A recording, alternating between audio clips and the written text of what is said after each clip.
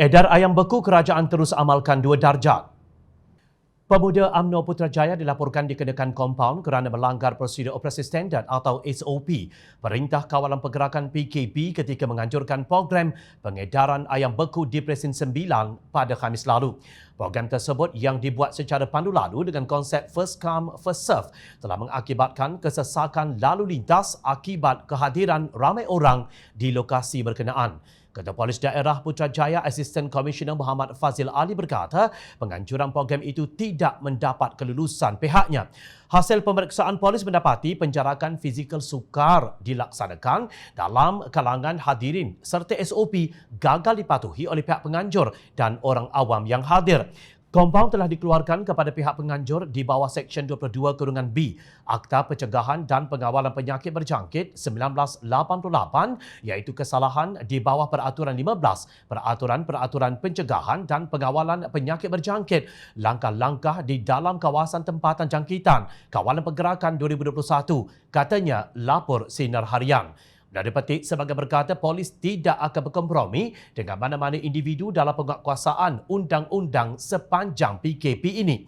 Beliau juga menasihatkan orang ramai supaya sentiasa mematuhi segala arahan yang telah dikeluarkan kerajaan bagi tujuan membendung seterusnya memutuskan rantaian jangkitan COVID-19. Sekejap, kompaun sajakah?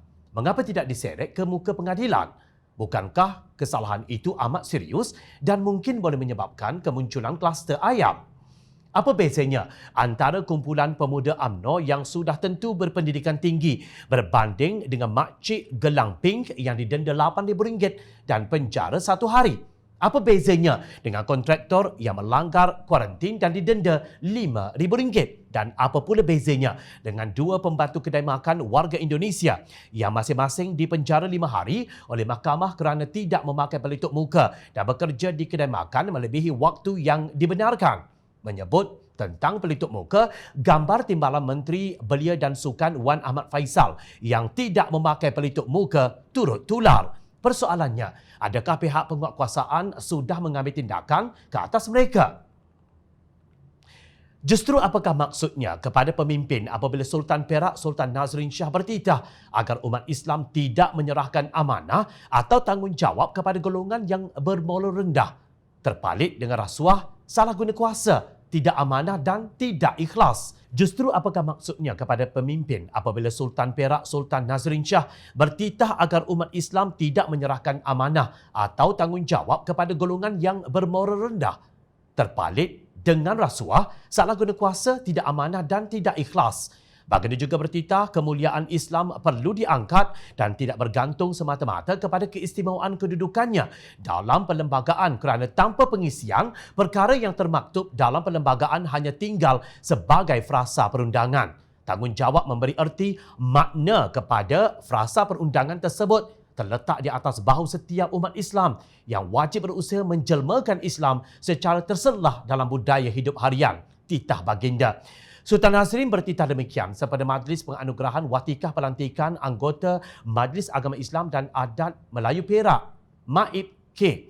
Penggal 2021 hingga 2023, Ahli Jawatan Kuasa Fatwa Negeri Perak, Hakim Mahkamah Utama Syariah Negeri Perak dan Ketua Pendakwa Syar'i Negeri Perak pada 12 Januari lalu, sehari sebelum PKP. Kemana hanyutnya segala para agamawan yang mendengar atau membaca titah baginda sama ada di negeri Perak maupun di negeri lain. Tidakkah kalian semua turut diamanahkan dengan tanggungjawab yang berat untuk menasihati pemimpin politik agar berlaku jujur? Namun, apa yang rakyat nampak istana digunakan untuk mengekalkan kuasa, sedangkan nasihat daripada istana diabaikan. Di mana amanah dan keikhlasan apabila Undang-Undang 2 Darjat terus menjadi amalan?